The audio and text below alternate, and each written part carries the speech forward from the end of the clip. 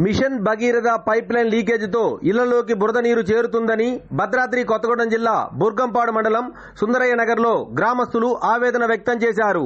రోడ్లపైనే ట్యాపులు వేసి గుంటలుగా ఉంచారని, కనీసం వాటికి ట్యాపులు కూడా బిగించకపోవడంతో ఇళ్లలోకి బురద నీరు చేరుతుందని గ్రామస్తులు ఆవేదన వ్యక్తం చేశారు. ఎంతో కాలంగా అధికారులకు చెబుతున్నా కనీసం అధికారులు ఇటువైపు తిరిగి కూడా చూడటం లేదన్నారు. ఇప్పటికైనా జిల్లా స్థాయి అధికారులు స్పందించి ఈ సమస్యకు పరిష్కారం చూపాలన్నారు. అసలే వర్షాకాలం, సీజనల్ వ్యాధులు వ్యాపించే అవకాశం ఉందని, తమ సమస్యను తీర్చాలని గ్రామంలోని మహిళలు వేడుకుంటున్నారు. ఇప్పుడు వారి మాటల్లో విందాం.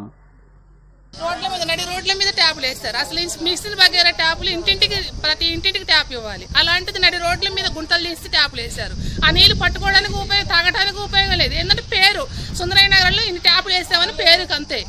వచ్చిన వాళ్ళు ఇవ్వగారు ఎన్నిసార్లు కూడా ఇవ్వగారు కంప్లైంట్ చేసినా కూడా అమ్మ మీ లైన్ వేపిస్తున్నాగా అన్నారు.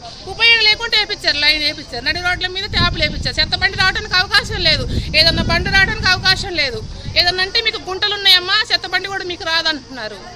ఏదన్నా ఆటో కూడా బాగలేని మనిషి ఒకవేళ ఏదైనా పేషెంట్ 108 వ్యాన్కు ఫోన్ చేసినా కూడా మీ బజారు మొత్తం గుంటలు ఉన్నాయమ్మా, వ్యాన్ రావడానికి అవకాశం లేదంటున్నారు. ఇలా చేస్తారు. గుంటలు ఇలా తోవి ఇట్లా పైపులు ఇట్లా వేస్తారు. దయచేసి సుందరయ్య నగరం మీద దృష్టి నుంచి ఇప్పటికైనా కలగజేసుకొని నీళ్ళ ట్యాపులు, డ్రైనేజీలు, రోడ్లు చేయాలని కోరుకుంటున్నాం.